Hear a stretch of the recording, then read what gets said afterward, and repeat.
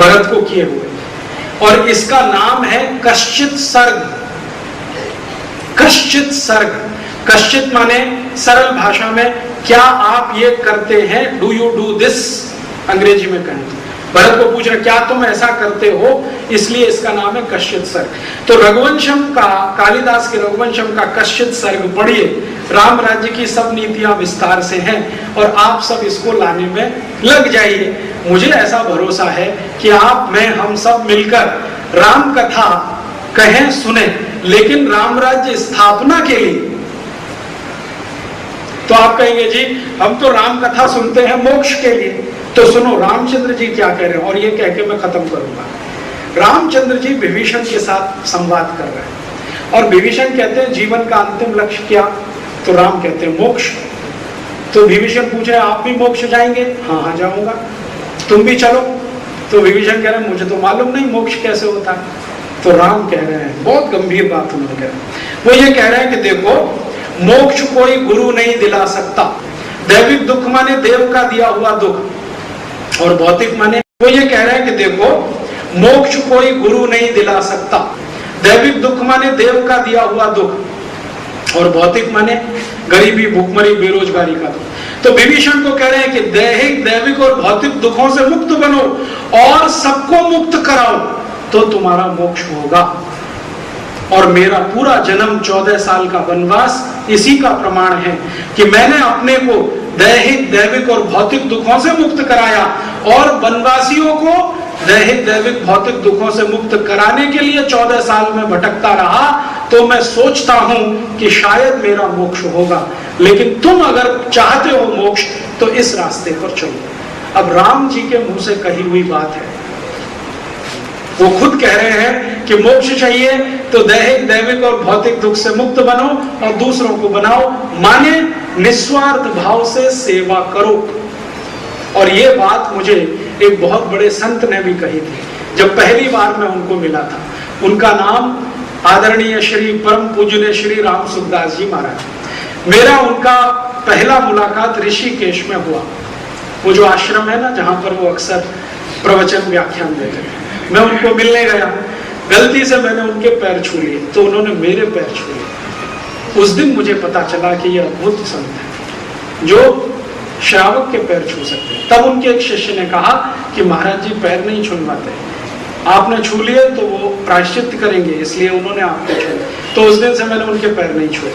उस मुलाकात में मैंने उनसे कुछ बात की और उन्होंने मुझसे प्रश्न पूछे।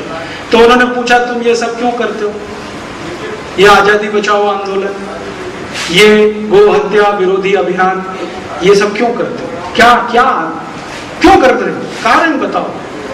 तो मैंने कहा कि महाराज जी ऐसा ऐसा हुआ, ऐसा ऐसा हुआ, ऐसा हुआ। उन्होंने कहा ठीक है ये तो बेकार है, और कोई कारण बताओ, और कोई कारण बताओ।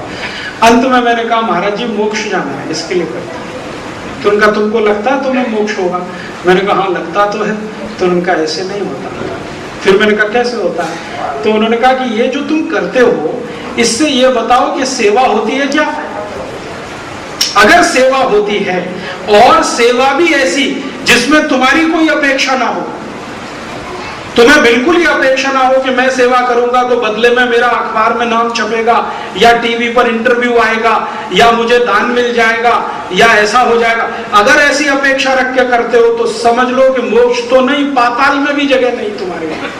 हाँ ये जरूर है कि बिना किसी भावना के, अपेक्षा के तुम अगर सेवा करो और उस सेवा से किसी के दुख दूर हो जाए, दैहिक, दैविक और भौतिक, तो कल्पना कर सकते हो कि तुम्हें मोक्ष मिलेगा। तो अगर मोक्ष चाहिए तो सेवा करो बिना स्वार्थ के, दैहिक, दैविक और भौतिक दुखों को दूर करने की। मुझे ऐसा लगता है कि हम सब यही प्रयास करें एक दूसरे के दैहिक, दैविक और भौतिक दुखों को दूर करने का, तो जरूर हमें मोक्ष मिलेगा। लेकिन मोक्ष के पहले राम राज्य तो स्थापित हो ही जाएगा, क्योंकि अगर राम राज्य नहीं होगा तो मोक्ष भी नहीं मिलेगा। तो मुझे ऐसा लगता है कि हम सब इस राम राज्य को लाने में लग जाएं, और मुझे ऐसा नहीं लगता कि ये नहीं हो सकता है। अगर ये नहीं हो सकता तो राम जी कहते क्यों इसको? क्योंकि उन्होंने कहा तो वही है जो होता है, जो नहीं होता वो उन्होंने कहा ही नहीं है, चर्चा भी नहीं की है किसी से।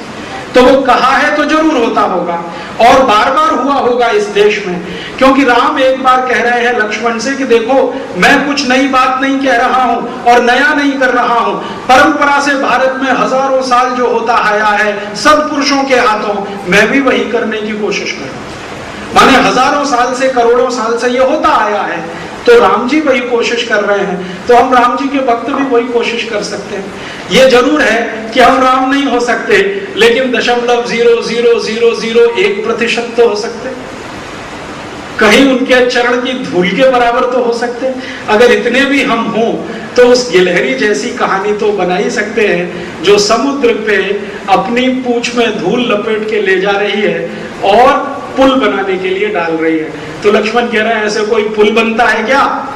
तो गिलहरी कहती है कि मुझे मालूम है कि मेरे इस छोटे 2-3 टुकड़े से पुल तो नहीं बनेगा, लेकिन मेरे ये धूल भरे दाने डालने से समुद्र को पता तो चलेगा कि एक गिलहरी भी थी जिसने मेरे पानी पर पुल बना दिया था या पुल बनाने में मदद कर दिया था। तो हम सब कमजोर लोग हैं, मान लें, बहुत ज्यादा तपस्वी नहीं है, तेजस्वी नहीं है, राम जी के सामने तो कुछ भी नहीं है, लेकिन उनके चरणों की धूल के बराबर या वो गिलहरी की पूंछ में फंसे हुए बालू के कण के बराबर इतने अगर हम हैं तो उतना तो प्रयास करें। अपने जीवन की निष्क्रियता तो छोड़ें। राम ने जिंदगी की निष्क्रियता तोड़ने के लिए 14 साल का वनवास ले लिया, तो हम अपने घर से घंटे भर का वनवास लेके तो निकले समाज में कुछ सेवा कार्य करने के लिए, जिसमें हमारा अपना कोई स्वार्थ ना हो। कोई घंटे भर के लिए निकले, कोई 2 घंटे के लिए, कोई 5 घंटे के लिए, जिसकी जितनी शक्ति और क्षमता है उस हिसाब से वो निकले। तो मुझे विश्वास है कि इस देश में राम राज्य जरूर आएगा, और मैं राम की कथा को राम राज्य लाने का निमित्त मानता हूं। राम की कथा सिर्फ कहने और सुनने के लिए है तो मैं मानता हूं कि वो श्री राम का ही अपमान है। उन्होंने पुरुषार्थ और तेजस्विता का जो आदर्श प्रस्तुत किया है, अगर वो आदर्श स्थापित करने की तरफ हम नहीं बढ़ते तो इस राम कथा को कहने और सुनने से कोई फायदा नहीं।